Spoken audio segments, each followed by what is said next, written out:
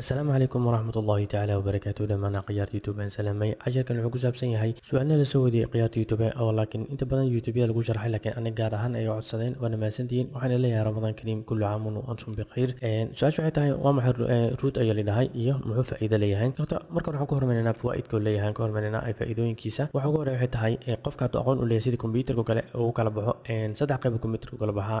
administratorka iyo gastiga iyo normal userka kaas loo yaqaano standard user sababta waxaa ogaanaysaa administratorka wuxuu awood u leeyahay inuu windowga waxna ka tiro waxna kusoo shubi karo gastiga iyo normalkana waxay isticmaali karaan wixii xadidan oo go-aan mataqaana loo sameeyey inaysan dhaafi karin waxna kama tiri karaan waxna kuma soo shubi karaan rootkana awood waxaa u lahaanaysaa inaad andronka waxay ka bedeshid haddii aad softwareka cusub ku shubaysid haddii aan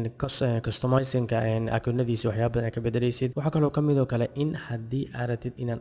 applicationada gudaha ku jira ee andronka sida kamid yahay google mapka ama google pluska ama samsungka contactigiisa waxyaabahaas dhan waa ka tiri kartaa laakiin waxaa ogaanaysaa waxyaaba waxaa jiro haddii aad ka tirtid andronka oo ku shaqaynaynin taasaa kamid ah laakiin fawaa'idka leeda waxaa kamid oo kale oo aad ugu wanaagsan yahay in isticmaali kartid oo kale internet ku wifi-ga hackinga sameeya software isticmaalaan wuxuu u baahan yahay inta badan iyo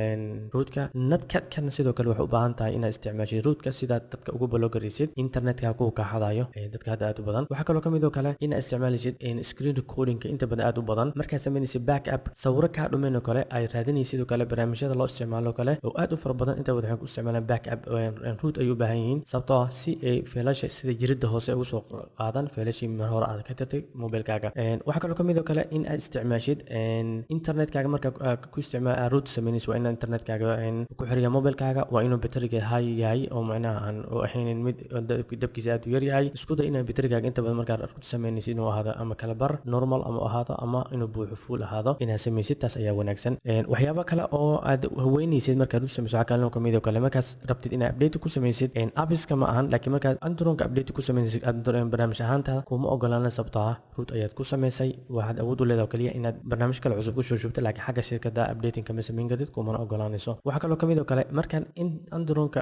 aad root ku samaynin waxaa kaloo kamid oo kale in haddii cilad soo wajahdo kale si toosa ayaad u asiibaysaa macnaha ula haleelaysaa laakiin sida midkaan markaan andronka lagu samaynin rootka macnaha labadaba isku sii virus u galaan laakiin markii rootka lagu sameeyo virus uu ka sahlan yahay inuu galo taas ayuu ka mid galan marka waxyaabaha lagaga baahan yahay marka root samaynaysid ayaan ku tusayaa inaad sii samaysatid marka aan ku tuso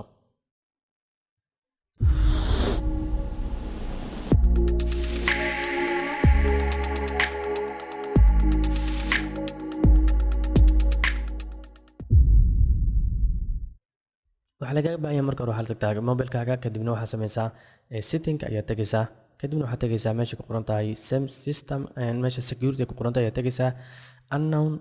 unknown ayaad jeega saaraysaa unknown sourciga ayaad jeega saaranaysaa si hadhow faylka markaa kusoo dhaloganaysa mobilkaaga banaanka aan google play store ka ahayn kugu soo dhaloganaya waxaa kaloo tegaysaa develop optionka ayaad tegaysaa haddii is develop option kuusan soo saarnayn about ka tag kadibna waxaad tagtaa building number ayaad tegaysaa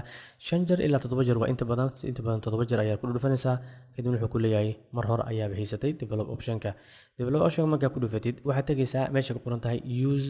USB debugging waa inuu jeega ku saaran yahay waa markaa computerka inaad ku xirtid saas darteed ayaad u baahan tahay inaad kula xirtid waxaa kaloo ogaanaysaa kugu fiican yahay rootku aad u fiican waxaa kamid kale marka screenka isticmaalaysa recordingka kale barnaamijyada aad u lacagta u fiican waxaa ogaanaysaa haddii root ku lahayn ciladan ay kuusoo saara ku leeyahay ma shaqaynayo cilada S305 waaye wuxuu ku sheegay laakiin waxaa u baahan tahay root inaad samaysid waxaa kaloo kamid kale root checkerka markaa ku sameyno in root mobilka waxaa ku ogaani kartaa midkan ayaan isticmaalayna waxaan leenahay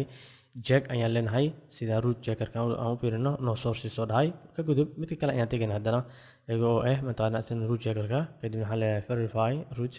kadibna asina sidaas ayuu ku leeyahay marka rootka muhiimadiisa waxaan ku sharaxi doonaa habka loo root gareynaa cashiro dambe insha allah bina kariim asalaamu calaykum waraxmatullahi tacaala wabarakaatu wajazaakum allahu khayran